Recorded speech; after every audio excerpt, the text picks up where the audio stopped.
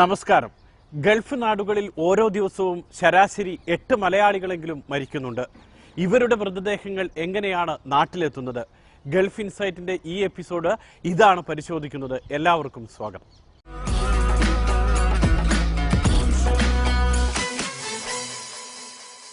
സുരക്ഷിതമായ ജീവിതം തേടി ഗൾഫ് നാടുകളിലെത്തുന്നവരിൽ ചിലർ പൊലിയുന്നത് പാതി വഴിക്കാണ്. ഉറ്റവരെ ഒരു നോക്ക് കാണാതെ ഒന്നും ഉരിയാടാനാകാതെയുള്ള മടക്കയാത്ര. ഇവരുടെ മൃതദേഹങ്ങൾ നാട്ടിലെത്തിക്കാൻ വേണ്ടി പ്രയത്നിക്കുന്നത് ഒരിക്കൽ പോലും ഇവരെ കാണാത്ത കുറെ മലയാളികളാണ്.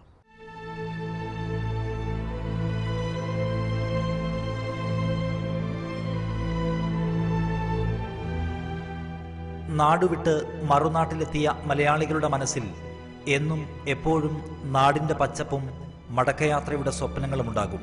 കടലിനക്കരെ കാത്തിരിക്കുന്നവരെയാണ് ഊണിലും ഉറക്കത്തിലും അവരോർക്കുക.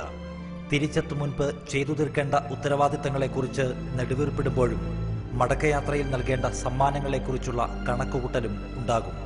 യാത്രയ്ക്കും മടക്കയാത്രയ്ക്കും ഇടയിലുള്ള ഈ കണക്കുകൂട്ടലുകൾ തെറ്റിച്ചുകൊണ്ടാണ് ചിലപ്പോൾ മരണം അതിന്റെ ക്രൂരത പുറത്തെടുക്കുന്നത്. ഉറ്റവരെ പോറ്റാൻ കടൽ കടന്നെത്തിയ നാട്ടിൽ നിന്നും തിരിച്ചു പോകുന്നത് ചിലപ്പോൾ ഒരു വെളുത്ത പഞ്ഞിക്കെട്ട് പോലെയാകും. സ്വപ്നങ്ങളും പ്രാരാബ്ധങ്ങളുമെല്ലാം ഉള്ളിലൊതുക്കി ഒറ്റയ്ക്ക് ഒരു യാത്ര. അപകടങ്ങൾ, ആത്മഹത്യ, രോഗം, ഇങ്ങനെ ഗൾഫ് നാടുകളിലെ മലയാളികളുടെ മരണത്തിനും കാരണങ്ങൾ നിരവധിയാണ്. 6 GCC രാജ്യങ്ങളിലായി 8 മലയാളികളെങ്കിലും ഓരോ ദിവസവും ഗൾഫിൽ മരിക്കുന്നു. ഹൃദയാഘാതമാണ് മരണത്തിന് പ്രധാന കാരണം. 2ാം സ്ഥാനത്ത് വാഹനാപകടങ്ങളും. 50 വയസ്സിൽ താഴെയുള്ളവരാണ് ഹൃദയാഘാതം മൂലം മരിക്കുന്നവരിൽ അധികവുമെന്ന് 12 വർഷമായി UAE-യിൽ മൃതദേഹങ്ങൾ കൊണ്ടുപോകാൻ സഹായിക്കുന്ന അഷ്റഫ് പറയുന്നു. കൂടുതലും ഒരു 80% അറ്റാക്കായി വരുന്നതും ഈ ആത്മഹത്യ ചെയ്തുകൊണ്ട്, പിന്നെ അറ്റാക്കായി വരുന്നത് തന്നെ ഇതിൻ്റെ പുറകിൽ അന്വേഷിക്കുമ്പോൾ ഇവർ വളരെ സാമ്പത്തികമില്ലാത്തവരാണ് തോന്നിയ അറ്റാക്കായി വരുന്നവർ. അപ്പോൾ ഓരോരോ കാര്യം ആലോചിച്ചിട്ട് ഇങ്ങനെ പെട്ടെന്ന് മരിച്ചു പോകുക. മരണവിവരം ആദ്യം അറിയുന്നത് അടുത്ത ബന്ധുവോ സുഹൃത്തോ ആയിരിക്കും. പ്രിയപ്പെട്ടവരുടെ വേർപാടിൽ ദുഃഖിക്കുന്ന ഇവർക്ക് എന്താണ് ചെയ്യേണ്ടതെന്ന് പലപ്പോഴും അറിയില്ല. ആശുപത്രിയിൽ തളർന്നു നിൽക്കുന്ന ഇവർക്ക് മുന്നിലേക്ക് സഹായവുമായി അഷ്റഫും കൂട്ടുകാരും എത്തും. പിന്നെ മൃതദേഹം നാട്ടിലേക്ക് കൊണ്ടുപോകാനുള്ള ശ്രമമായി. മരണവിവരം അറിയിച്ചുകൊണ്ടുള്ള കത്ത് ആശുപത്രിയിൽ നിന്നും ആദ്യം പോലീസിലേക്ക് പോകും. അവിടെ നിന്നും ആശുപത്രിയിലേക്ക് മറ്റൊരു കത്ത്, പിന്നെ മരണ സർട്ടിഫിക്കറ്റ്, എംബാമിംഗ്, ഇങ്ങനെ നിരവധി കാര്യങ്ങൾ മണിക്കൂറുകൾക്കുള്ളിൽ ചെയ്തു തീർക്കണം. അവിടെ പോലീസ് ഉണ്ടാവും ഈ ഹോസ്പിറ്റലിൽ. അവരവിടുത്തെ അടുത്തേത് കണ്ടിട്ടുള്ള ആ സ്റ്റേഷനിൽ പേപ്പർ തരും.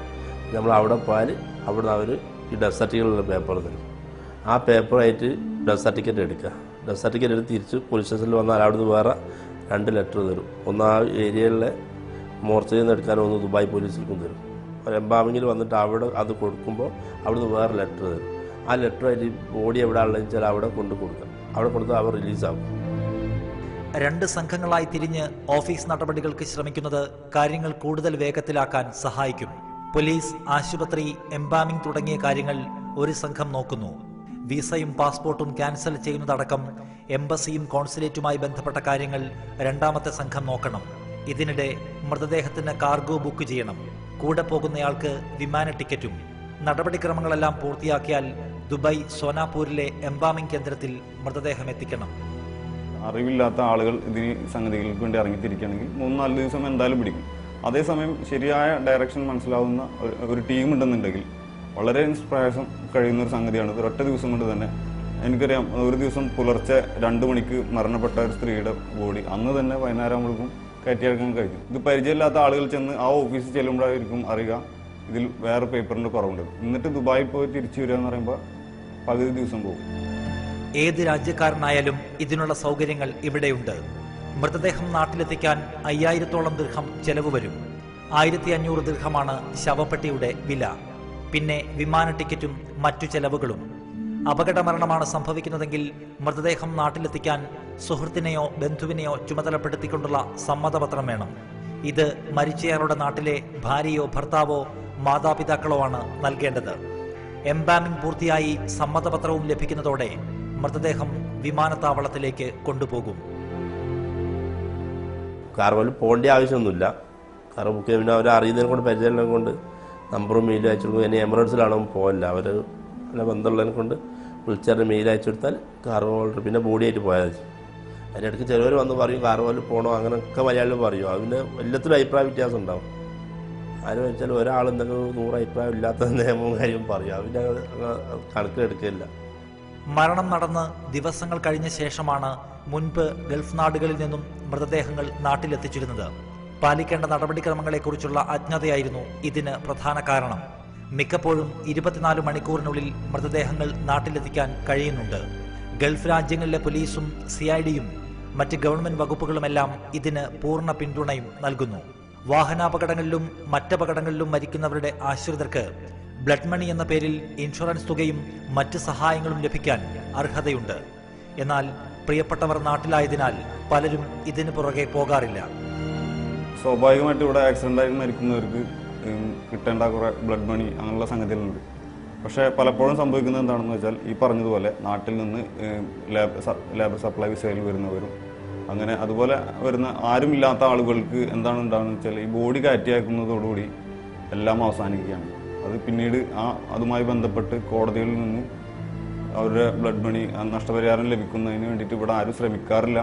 അതിനെപ്പറ്റി ആരും അന്വേഷിക്കാറില്ല. നാട്ടിലുള്ളവർക്കാണെന്നുണ്ടെങ്കിൽ ആരോട് ബന്ധപ്പെടണമെന്നുള്ള സംഗതി പോലും അറിയാറില്ല. മരണത്തിന് ശേഷം ലഭിക്കുന്ന സാമ്പത്തിക സഹായം പോലും തട്ടിയെടുക്കുന്നവർ മണലാരണ്യത്തിലുണ്ട്. കേസ് നടത്താൻ നൽകുന്ന പവർ ഓഫ് അറ്റോർണിയുടെ മറവിലാണ് ചൂഷണം. ചിലപ്പോൾ കേസ് നടത്തി പണം സ്വന്തമായി എടുക്കും. മരിച്ചവരുടെ ആശ്രിതരെ അറിയിക്കില്ല. മറ്റു ചിലപ്പോൾ ലഭിക്കുന്ന പണത്തിന്റെ പകുതി നൽകും. പവർ ഓഫ് അറ്റോർണി വാങ്ങിയിട്ടും കേസ് നടത്താത്തവരും ഇക്കൂട്ടത്തിലുണ്ട്. ഇതിൽ സ്വദേശീയരെന്നോ വിദേശീയരെന്നോ ഭേദമില്ല. പവർ ഓഫ് അറ്റോർണി ഉണ്ടെങ്കിൽ ആർക്കും കേസ് നടത്താം. It is a simple procedure. Also, if this deceased is not half relative there, is a relative outside the country, their relative is outside the country, they have to make power of attorney for any relative in Dubai.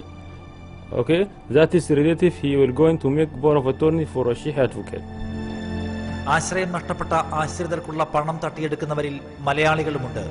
Power of attorney നൽകുന്നതിലെ അശ്രദ്ധയും അമിത വിശ്വാസവുമാണ് പലപ്പോഴും തട്ടിപ്പുകാർക്ക് സഹായമാകുന്നത്. Power of attorney നൽകുന്ന കത്തിൽ പണം bank account വഴി നൽകണമെന്ന് അപേക്ഷിച്ചാൽ കോടതി അതിനുള്ള സൗകര്യമൊരുക്കും. ഇതുതന്നെയാണ് തട്ടിപ്പ് തടയാൻ ഉചിതമായ മാർഗമെന്നും നിയമജ്ഞർ നിർദ്ദേശിക്കുന്നു. And the amount of the on compensation will be sent directly to the bank account for the deceased inheritance. The deceased inheritance should have to provide it for a Sheikh advocate, the name, the account number, and the name of account. The name of account should be in the name of inheritance, or anybody determined by the inheritance to receive this amount in his account. മൃതദേഹം നാട്ടിലേക്ക് കൊണ്ടുവരുന്നതിന് ഏറ്റവും കൂടുതൽ ചെലവ് വരുന്നത് വിമാന ടിക്കറ്റിനാണ്. സമയത്തിന് service നടത്താത്ത air India മാത്രമാണ് മൃതദേഹം സൗജന്യമായി കൊണ്ടുപോകാൻ അനുവദിക്കുക. മറ്റുള്ളതിനെല്ലാം തൂക്കത്തിനനുസരിച്ച് പണം നൽകണം. ചിലപ്പോൾ ഇത് 3600 ദിർഹം വരെയാകും. കൂടെ പോകുന്നയാൾക്ക് മറ്റൊരു ടിക്കറ്റും. മരണം വിതച്ച വേദനയ്ക്കിടെയാണ് പണത്തിനു വേണ്ടിയുള്ള നെട്ടോട്ടം.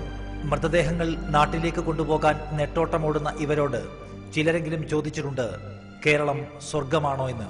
എന്നാൽ പ്രിയപ്പെട്ടവരെ നഷ്ടപ്പെട്ട ബന്ധുക്കളുടെ മാനസികാവസ്ഥ ഓർക്കുമ്പോൾ ഇതിന് മറുപടി പോലും പറയാറില്ല. അത് അവർ ബേജാറ് എന്താ ഇയാളിങ്ങനെ സഹായിക്കുന്നതെന്ന് ചോദിച്ചിട്ട് അങ്ങോട്ട് ചെന്ന് ചോദിക്കുമ്പോൾ തന്നെ ഇവർക്ക് സംശയമാണ്. എന്താ ചോദിക്കാൻ കാരണം എന്തോ കാര്യമില്ലാണ്ട് ഒരാളും മനസ്സിലുള്ള. അപ്പോൾ ലാസ്റ്റാണ് അവർക്ക് തിരിയല്. എല്ലാ ആൾക്കാരും എല്ലാ സംഘടനയുടെ ആൾക്കാരും വിളിക്കും. ഇന്ന് വരെ ഒരു ദിർഹംസ് വാങ്ങിച്ചത് ആരും പറയില്ല.